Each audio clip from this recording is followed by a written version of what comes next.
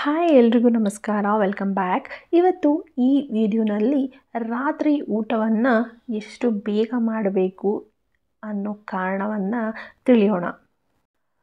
ಇದು ನನ್ನ channel Pavithra's Kannada vlog. ಯಾರೆಲ್ಲ ನನ್ನ ವಿಡಿಯೋನ ಫಸ್ಟ್ ಟೈಮ್ ನೋಡ್ತಾ ಇದ್ದೀರಾ ಸಬ್ಸ್ಕ್ರೈಬ್ ಮಾಡಿಕೊಂಡು ನೋಡಿ. ರಾತ್ರಿ ಮಾಡುವಂಥ ಊಟವನ್ನು ಬೇಗ ಮಾಡಬೇಕಂತೆ ಅನ್ನೋದಕ್ಕೆ ಮುಖ್ಯ ಕಾರಣ ಏನು ಅಂತ ಹೇಳಿ ಈ ವಿಡಿಯೋನಲ್ಲಿ ತಿಳ್ಕೊಳ್ಳೋಣ. ರಾತ್ರಿ ಊಟ ಬೇಗ ಮಾಡೋದ್ರಿಂದ ಆರೋಗ್ಯಕರ ಜೀವನವನ್ನು ಕಾಪಾಡಿಕೊಳ್ಳೋದ್ರಲ್ಲಿ ಮುಖ್ಯ ಪಾತ್ರ ವಹಿಸುತ್ತೆ. ರಾತ್ರಿ ಊಟ ಬೇಗ ಮಾಡೋದ್ರಿಂದ ಸಿಗುವಂಥ ಪ್ರಯೋಜನ ಏನು ಅಂತ ಹೇಳಿ ಗೊತ್ತಿದೆಯಾ? ಎಷ್ಟು ಬೇಗ ಊಟ ಸೇವಿಸಬೇಕು ಅಂತ ಹೇಳಿ ಗೊತ್ತಿದೆಯಾ? ರಾತ್ರಿ ಊಟ ಬೇಗ ಮಾಡೋದ್ರಿಂದ ಆರೋಗ್ಯಕ್ಕೆ ಉತ್ತಮವಾಗಿರುತ್ತಾ ಇಲ್ವಾ? ರಾತ್ರಿ ಊಟ ಬೇಗ ಮಾಡೋದ್ರಿಂದ ಆರೋಗ್ಯಕ್ಕೆ ಎಷ್ಟು ಉತ್ತಮ ಇದೆ ಅಥವಾ ಉತ್ತಮ ಇಲ್ವಾ?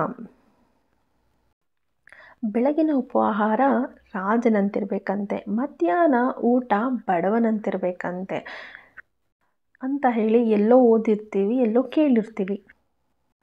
ಅದು ನಾವು ಈಗಿನವರು ಮಾಡುವಂತಹ ಫುಡ್ ರೊಟೀನ್. ಆದರೆ ಹಿಂದಿನ ಕಾಲದಲ್ಲಿ ರಾತ್ರಿ ಊಟಕ್ಕೆ ತುಂಬಾ ಪ್ರಾಮುಖ್ಯತೆ ಕೊಡ್ತಿದ್ರಂತೆ. ಕಾಲ ಬದಲಾದಂತೆ ಜೀವನ ಶೈಲಿಯೂ ಬದಲಾವಣೆಯಾಗಿ ಈಗ ರಾತ್ರಿ ಊಟ ಲಘುವಾಗಿರಬೇಕು ಎಂಬ ಕಲ್ಪನೆ ಬಂದಿದೆ.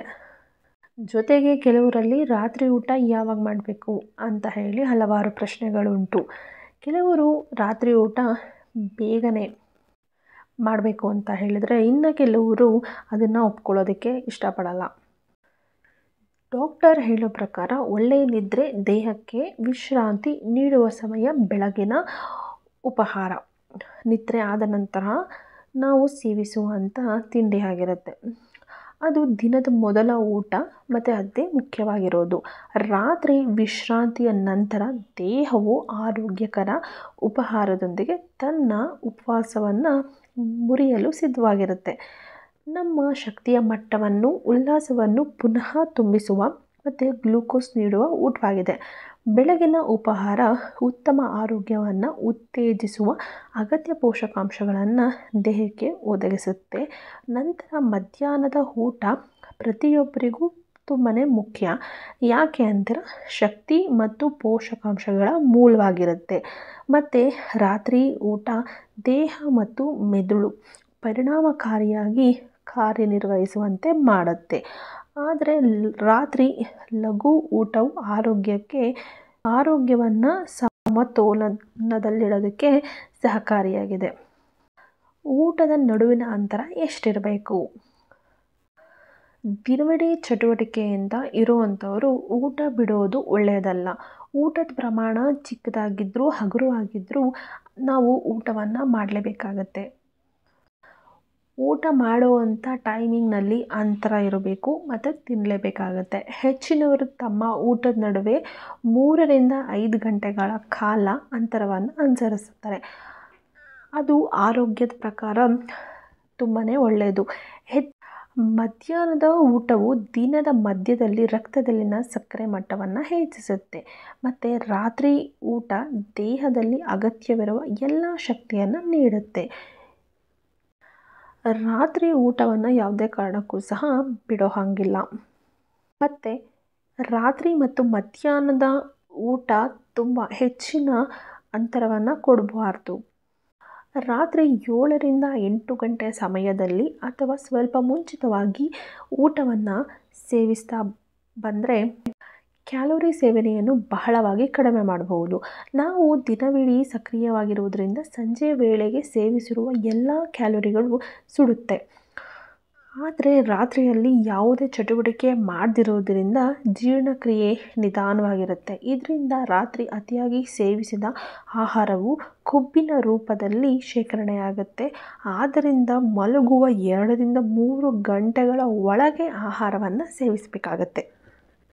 ಅದು ದೇಹದಲ್ಲಿ ಕೊಬ್ಬಿನಂತೆ ಶೇಖರವಾಗುತ್ತೆ.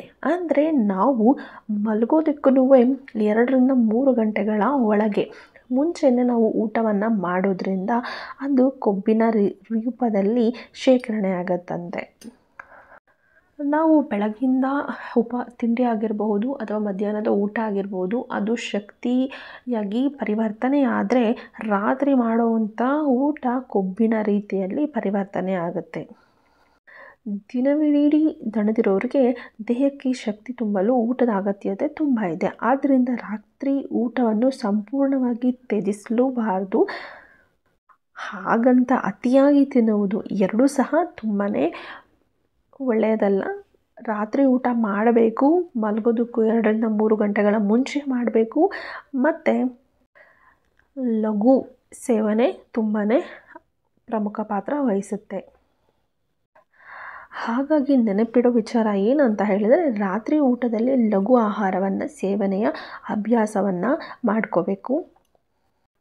ಮತ್ತು ರಾತ್ರಿ ಲಘು ಆಹಾರ ಏನು ಸೇವಿಸ್ಬೋದು ಅಂತ ಹೇಳಿದರೆ, ಪಿಷ್ಟಯುಕ್ತ ತರಕಾರಿಗಳು, ಮೀನು, ಮೊಟ್ಟೆ, ಕ್ವಿನೋವಾ ಅಥವಾ ರಾಗಿಗಳೊಂದಿಗೆ ಲಘು ಭೋಜನವನ್ನು ನಾವು ಸೇವಿಸಬಹುದಾಗಿದೆ. ಉಪಹಾರದೊಂದಿಗೆ ಲಘು ಭೋಜನವನ್ನು ನಾವು ಸೇವಿಸಬಹುದು. ಕೇಳಿದ್ರಲ್ಲ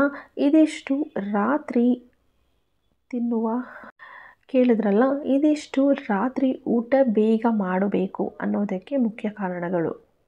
ನಾವು ರಾತ್ರಿ ತಿಂದಂತಹ ಆಹಾರವು ಶಕ್ತಿಯಾಗಿ ಪರಿವರ್ತನೆ ಆಗೋ ಬದಲಿಗೆ ಕೊಬ್ಬಾಗಿ ಪರಿವರ್ತನೆ ಆಗುತ್ತೆ. ಹಾಗಾಗಿ ರಾತ್ರಿ ಮಲಗುವ 2ರಿಂದ 3 ಗಂಟೆ ಮುಂಚಿತವಾಗಿಯೇ ಊಟ ಮಾಡಬೇಕಾಗತ್ತೆ. ಬೇಗ ಊಟ ಮಾಡೋದ್ರಿಂದ ತುಂಬಾ ಅನುಕೂಲ ಉಂಟು. ಇದಿಷ್ಟು ಇವತ್ತಿನ ವಿಡಿಯೋ. ಈ ವಿಡಿಯೋ ನಿಮಗೆ ಸ್ವಲ್ಪನಾದರೂ ಇಷ್ಟ ಆಗಿದೆ ಅಂತ ಹೇಳಿದ್ರೆ ಪ್ಲೀಸ್ ಲೈಕ್, ಶೇರ್ ಮಾಡೋದನ್ನ ಮರಿಬೇಡಿ. Thank you for watching.